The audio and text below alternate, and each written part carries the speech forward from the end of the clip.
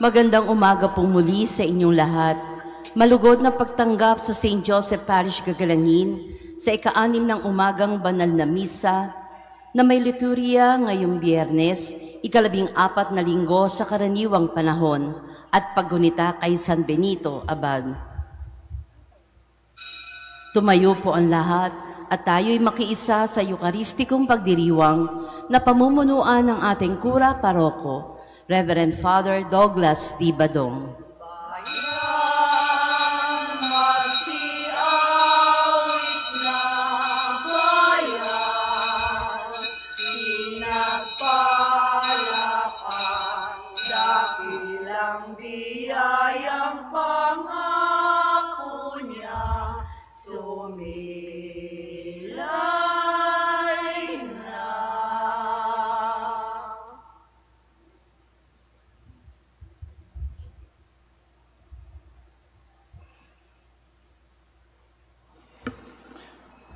Sa ngalan ng Ama at ng Anak at ng Espiritu Santo. Amen. Ang pagpapala ng ating Panginoong Hesukristo, ang pag-ibig ng Diyos Ama at ang pakikipagkaisa ng Espiritu Santo naway sumainyong lahat. At sumainyo rin. Mga kapatid, aminin natin ang ating mga kasalanan upang tayo'y maging marapat gumanap sa banal na pagdiriwang. Inaamin ko sa makapangyarihang Diyos at sa inyo mga kapatid na lubha akong nagkasala sa isip, sa salita at sa gawa at sa aking pagkukulang. Kaya isinasamo ko sa mahal na Birheng Maria, sa lahat ng mga anghel at mga banal, at sa inyo mga kapatid na ako'y panalangin sa Panginoong ating Diyos. Kaawaan tayo ng makapangyarihang Diyos, patawarin tayo sa ating mga kasalanan at patnubayan tayo sa buhay na walang hanggan. Amen. Panginoon, kaawaan mo kami. Panginoon, kaawaan mo kami. Kristo, kaawaan mo kami. Kristo, kaawaan mo kami. Panginoon, kaawaan mo kami. Panginoon, kaawaan mo kami. Manalangin tayo. Ama naming makapangyarihan, itinampok mo ang abad na si San Benito bilang dakilang tagapagturo sa mga napapakadalubhasa sa paglilingkod sa iyo. Tanging pag-ibig sa iyo ang amin nawang mapahalagahan para taluntunin naming maliksi at bigay na bigay ang landas ng pagsunod sa iyong kautusan sa pamamagitan ni Jesucristo kasama ng Espiritu Santo magpasawalang hanggan. Amen.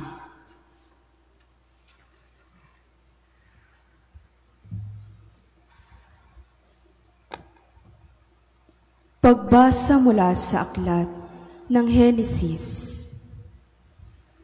Noong mga araw na iyon, lumakad si Israel, dala ang kanyang ari-arian. Pagdating sa Beer-Seba, naghandog siya sa Diyos ng kanyang amang si Isaac. Pagsapit ng gabi, tinawag siya ng Diyos sa isang pangitain. Jacob, Jacob, nakikinig po ako, tugon niya.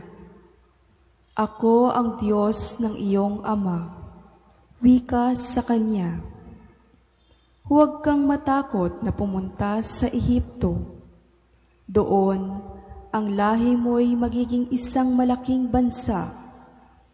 Sasamahan ko kayo roon at ibabalik muli rito. Nasa piling mo si Jose pag ikaw ay namatay. Mula sa Beer-Seba, naglakbay si Jacob. Siya at ang kanyang mga apo at mga manugang ay isinakay ng kanyang mga anak sa mga karitong ipinadala ng Faraon. Dinala rin sa Ehipto ang mga hayop at ari-arian nila sa Kanaan. Kasama nga niya ang kanyang mga anak, mga manugang at mga apo. At si Juda ay sinugo ni Israel kay Jose upang siya'y salubungin.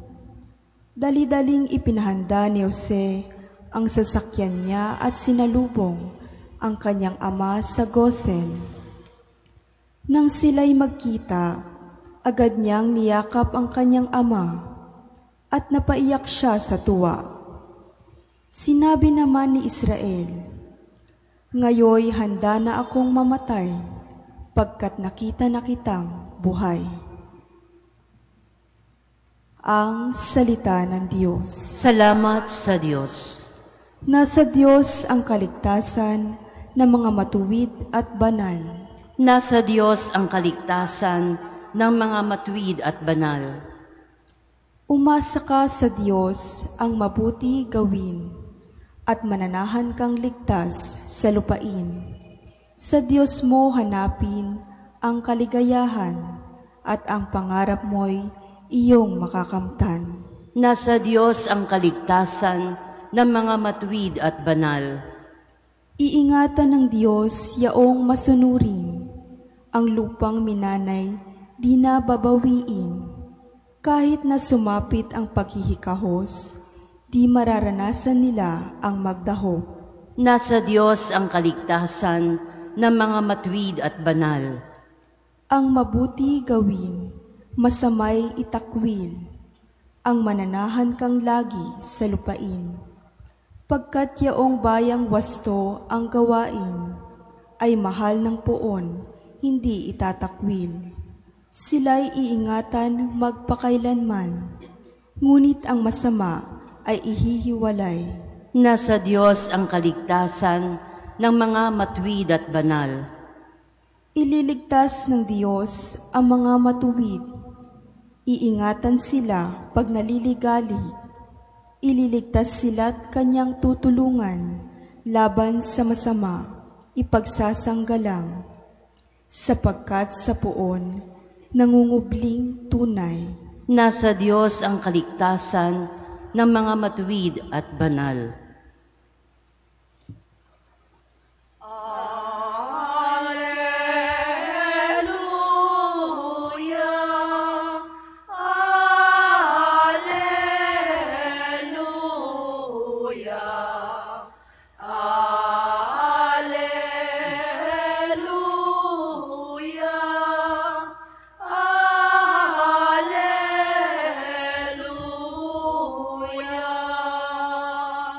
Pagdating ng Espiritu, itataguyod niya kayo sa tanang itinuro ko.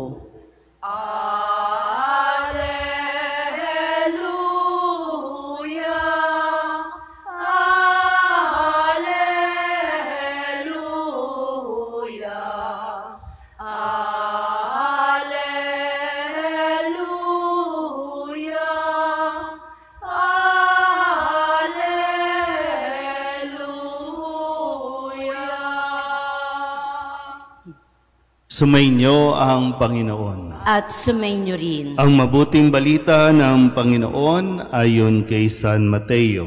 Papuri sa iyo, Panginoon. Noong panahong iyon, sinabi ni Jesus sa kanyang mga apostol, "Ngayon, sinusugo ko kayo na parang mga tupa sa gitna ng mga asong gubat. Maging matalino kayo, gaya ng mga ahas, at matapat, gaya ng mga kalapati. Mag-ingat kayo, sapagkat may mga taong magkakanulo sa inyo sa mga hukuman at hahagupitin nila kayo sa mga sinagoga. Dahil sa akin, ihaharap kayo sa mga gobernador at mga hari, at magpapatotoo kayo sa harapan nila at ng mga hintil. Kapag nililitis na kayo, huwag kayong mabalisa tungkol sa sasabihin ninyo o kung paano ninyo sasabihin. Pagdating ng oras, ito'y ipagkakaloob sa inyo, sapagkat hindi kayo ang magsasalita, kundi ang Espiritu ng inyong Ama ang magsasalita sa pamamagitan ninyo. Ipagkakanulo ng kapatid ang kanyang kapatid upang ipapatay. Gayon din ang gagawin ng ama sa kanyang anak. Lalabanan ng mga anak ang kanilang mga magulang at ipapapatay. Kapupuotan kayo ng lahat dahil sa akin. Ngunit ang manatiling tapat hanggang wakas ang siyang maliligtas. Kapag inuusig nila kayo sa isang bayan, tumakbo kayo sa kasunod. Sinasabi ko sa inyo, hindi pa ninyo napupuntahan ang lahat ng bayan ng Israel, ay darating na ang anak ng tao. Ang mabuting balita ng Panginoon. Pinupuri ka namin, Panginoong Hesukristo. Isang magandang umaga po sa inyong lahat. Ngayon po ay Biyernes ng ika-14 na linggo sa karaniwang panahon at sa tulong po ni Saint Benedict o San Benito atin nawading maunawaan ang ipinahayag sa ating mga pagbasa o mga salita ng Diyos sa araw na ito.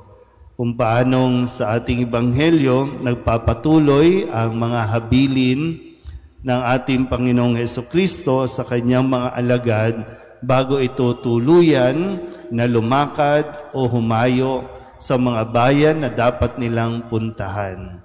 At pinag-iingat ni Jesus ang kanyang mga alagad sa mga kaharapin nilang sitwasyon. At totoo po, hindi magiging madali para sa mga alagad. Mismong mga malalapit sa kanila, mismong mga mismong kababayan nila din ang magpaparanas sa kanila ng rejections o kaya naman ng pananakit. No? Kaya nga sabi, yung iba sa inyo, ibibilanggo, na para bang yung ibinabahagi na ni Jesus sa kanyang mga alagad yung hinaharap, no? Yung vision na kakaharapin nito. Kaya, no? Dalawang pag-uugali o attitude ang dapat nilang taglayin. Ang sabi ni Jesus, maging matalino kayo, gaya ng mga ahas, at maging matapat, kagaya ng mga kalapati. Yung katapatan na kahit anong mangyari, babalik at babalik ka sa Panginoon. Yung matalino, no? Katulad nga, no? Isa sa katangian nga ng ahas yung pagiging tuso. At yung tuso, ang salita din natin dyan, ay pagiging matalino. Sabihin niyo nga po, matalino. Matapat. Dalawang kailangan nating masuri din kung nasaan nga ba yung level ng ating pagiging matalino o pagiging matapat. Hindi lahat ng nagsasabi na sila ay matalino, gumagawa ng mabuti. At hindi rin ang lahat na nagsasabing tapat sila ay talagang tapat hanggang huli. Hindi napapanindigan. Pero ito ay sinasabi at ipinapahayag na ni Jesus sa kanila para mas maging handa sila. Siguro din, maganda rin na talagang masuri natin yung atin pong karunungan, yung ating katapatan. Asaan nga ba tayo pagdating sa mga panahon na kailangan itong gamitin kapag tayo po ay sinusubok, kapag tayo po ay nakakaranas ng mga sitwasyon na mahirap para sa atin. Kaya kung tutuusin po, hindi tayo sinasabing maging pabaya na para bang, dahil nagdarasal tayo, okay na yan. Hindi Kasi kahit tayo mismo na nagsisimba lagi, nagdarasal lagi, hindi naman tayo exempted sa mga pag-uusig. May mga away sa atin, o kaya naman minsan dahil sa ating mga desisyon, meron tayong mga nasasaktan. Pero yun nga po, kung matalino tayo at gagamitin natin sa tama, mas malalaman natin kung ano ang dapat gawin. O kung sa salita natin, hindi tayo pwedeng walang alam. Hindi tayo pwedeng sugod lang ng sugod. Hindi tayo pwedeng react lang ng react. Kailangan gamitin natin ang ating utak, ang ating talino, para magkaroon din naman tayo ng tinatawag nating discernment. Sa discernment, doon tayo mas nagiging malawak at mas nauunawaan natin kung ano ang sitwasyon at kung ano ang maaaring ipahiwatig sa atin o ipahayag ng Panginoon dahil sa mga ito. So hindi ka, ano bang tawag dyan? Hindi pagiging Katoliko, hindi pagiging makadiyos, yung hindi ka nag-iisip. Yung padalos-dalos ka. Yung konting problema, konting away, natataranta ka na, nagwawala ka na, hindi ganun. Paano pa tayo pag humarap tayo sa talagang hukuman, paano pa tayo kung talagang ma-corner tayo ng maraming tao? May mga kapwa Katoliko tayo, makaharap lang ng ibang sekta, magamitan lang ng salita ng Diyos, babaliktad na. Aalis na sa pagkakatoliko, pupunta na sa iba, aanib na sa iba, ay mas lalong naliligaw. Kaya, muli, bilang mga alagad ni Kristo, ang panawagan sa atin, maging matalino tayo at maging matapat sa ating pananampalataya sa anumang sitwasyon. Amen?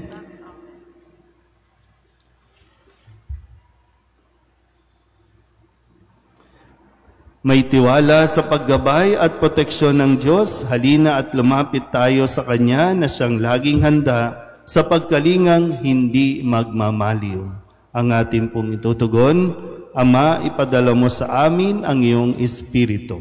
Ama, ipadala mo sa amin ang iyong Espiritu. Ang mga pinuno ng simbahan, naway maging matatag at walang takot na ipahayag ang mensahe ng Diyos sa gitna ng pagbatikos. Manalangin tayo sa Panginoon. Ama, ipadala mo sa amin ang iyong Espiritu. Ang mga bansa at ang sangkatauhan, naway mapalaya sa makasalanang sistema ng opresyon at terorismo. Manalangin tayo sa Panginoon. Ama, ipadala mo sa amin ang iyong Espiritu.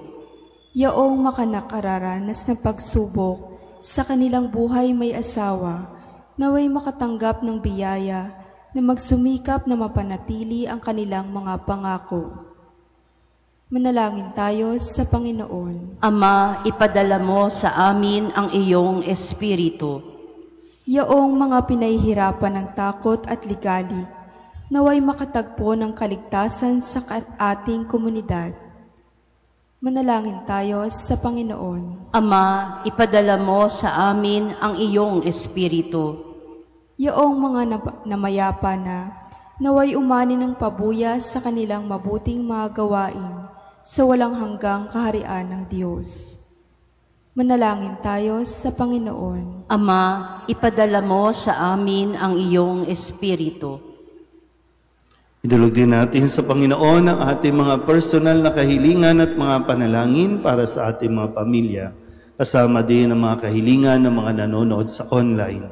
Lahat ng mga misang pasasalamat, espesyal na intensyon, agarang paggaling ng mga may sakit, ang lahat ng mga kaluluwa na inihiling na ipagdasal sa misang ito.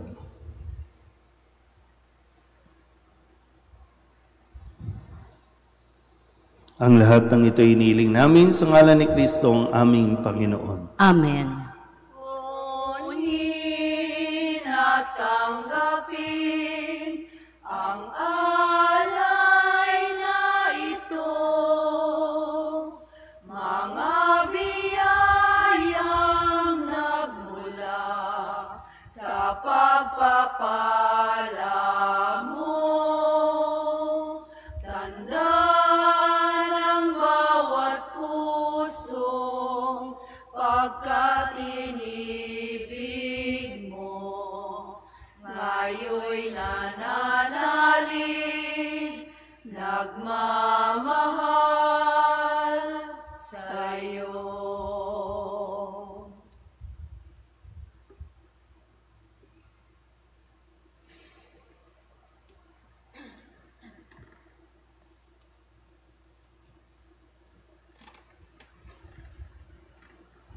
Manalangin kayo mga kapatid upang paghahain natin ay kalugdan ng Diyos Amang makapangyarihan. Tanggapin nawa ng Panginoon itong paghahain sa iyong mga kamay, sa kapurihan niya at karangalan, sa ating kapakinabangan at sa buong sambayanan niyang banal. Ama naming lumikha, sa paghahain namin ngayong ginugunita sa San Benito, tunghayan mo ang aming mga alay at ipagkaloob mo na matularan namin ang kanyang mga halimbawa sa pagdulog sa iyo upang kami pagindapating magkamit ng iyong mga kaloob ng pagkakaisa at pagkakasundo sa paglilingkod namin sa iyo sa pamamagitan ni Jesucristo kasama ng Espiritu Santo magpasawalang hanggan. Amen. Sumainyo ang Panginoon. At sumainyo rin. Itaas sa Diyos ang inyong puso at diwa. Itinaas na namin sa Panginoon. Pasalamatan natin ang Panginoong ating Diyos. Marapat na siya ay pasalamatan. Ama naming makapangyarihan,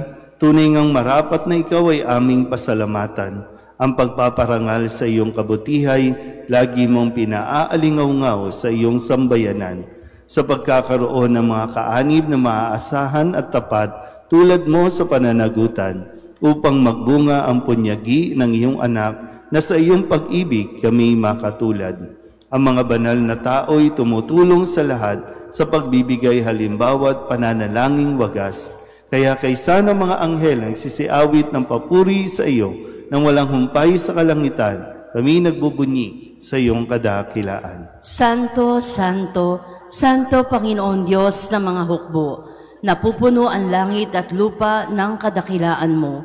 O sana sa kaitaasan, pinagpala ang naparirito sa ngalan ng Panginoon. O sana sa kaitaasan. Ama naming banal, ikaw ang bukal ng tanang kabanalan. Kaya't sa pamamagitan ng iyong Espiritu, gawin mong banal ang kaloob na ito upang para sa aming maging katawan at dugo ng aming Panginoong Jesucristo. Bago niya pinagtiis ang kusang loob na maging handog, hinawakan niya ang tinapay, pinasalamatan kaniya, pinaghati-hati niya iyon, iniabot sa kanyang mga alagad at sinabi, "Tanggapin ninyong lahat ito at kanin, ito ang aking katawan na ihahandog para sa inyo."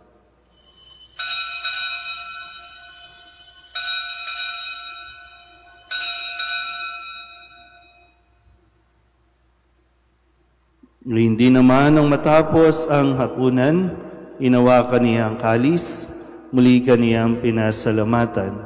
Iniabot niya ang kalis sa kanyang mga alagad at sinabi, "Tanggapin ninyong lahat ito at inumin. Ito ang kalis ng aking dugo, ng bago at walang hanggang tipan.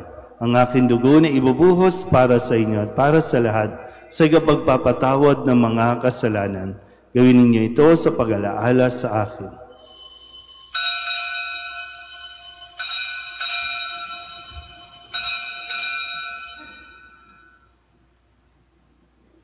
Ipagbunyi natin ang misteryo ng pananampalataya. Si Kristo'y namatay, si Kristo'y nabuhay, si Kristo'y babalik sa wakas ng panahon. Ama, ginagawa namin ngayon ang pag-alaala sa pagkamatay at muling pagkabuhay ng iyong anak. Kaya tiniaalay namin sa iyo ang tinapay na nagbibigay buhay at ang kalis na nagkakaloob ng kaligtasan. Kami nagpapasalamat dahil kami iyong minarapat na tumayo sa harap mo para maglingkod sa iyo. Isinasamo namin kami magsasalo-salo sa katawan at dugo ni Kristo ay mabuklod sa pagkakaisa sa pamamagitan ng Espiritu Santo.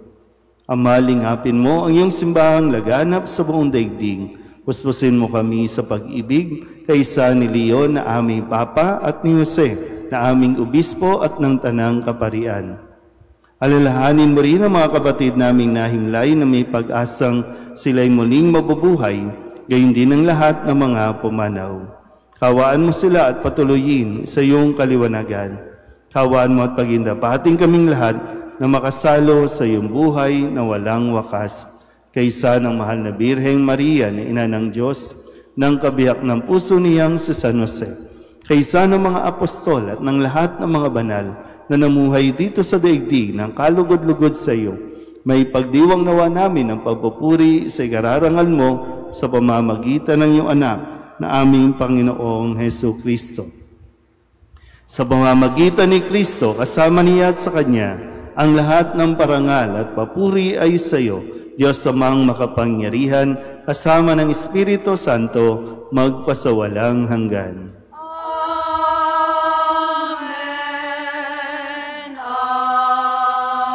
Amen. Amen. Sa tagubilin ng manakagagaling na utos at turo ni Jesus sa Panginoon natin at Diyos, ipahayag natin ng lakas loob. Ama namin, sumasalangit ka, sambahin ang ngalan mo, mapasa amin ang kaharian mo, sundin ang loob mo dito sa lupa para ng sa langit. Bigyan mo kami ngayon ng aming kakanin sa araw-araw, at patawarin mo kami sa aming mga sala, para ng pagpapatawad namin sa nagkakasala sa amin. At huwag mo kaming ipahintulot sa tukso, at iadya mo kami sa lahat ng masama. Hinihiling namin kami iadya sa lahat ng masama, pagkalooban ng kapayapaan araw-araw, iligtas sa kasalanan at ilayo sa lahat ng kapahamakan. Samantalang aming pinananabikan ang dakilang araw ng pagpapahayag ng tagapagligtas naming si Hesu Kristo. Sapagkat iyo ang kaharian at ang kapangyarihan at ang kapurihan magpakailanman. Amen. Panginoong Hesu Kristo, sinabi mo sa iyong mga apostol, kapayapaan ang iniiwan ko sa inyo, ang aking kapayapaan ang binibigay ko sa inyo. Tunghayan mo ang aming pananampalataya at huwag ang aming mga pagkakasala.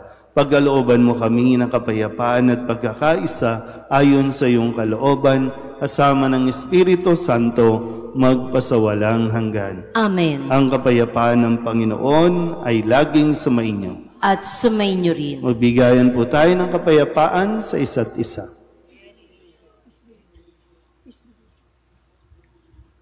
Kordero ng Diyos na nag-aalis ng mga kasalanan ng sanlibutan, maawa ka sa amin. Kordero ng Diyos na nag-aalis ng mga kasalanan ng sanlibutan, maawa ka sa amin. Kordero ng Diyos na nag-aalis ng mga kasalanan ng sanlibutan, ipagkaloob mo sa amin ang kapayapaan. Ito ang Kordero ng Diyos. Ito ang nag-aalis ng kasalanan ng sanlibutan. Mapalad ang mainanyayahan sa kanyang piging. Panginoon, hindi ako karapat-dapat na magpatuloy sa iyo, ngunit sa isang salita mo lamang ay gagaling na ako.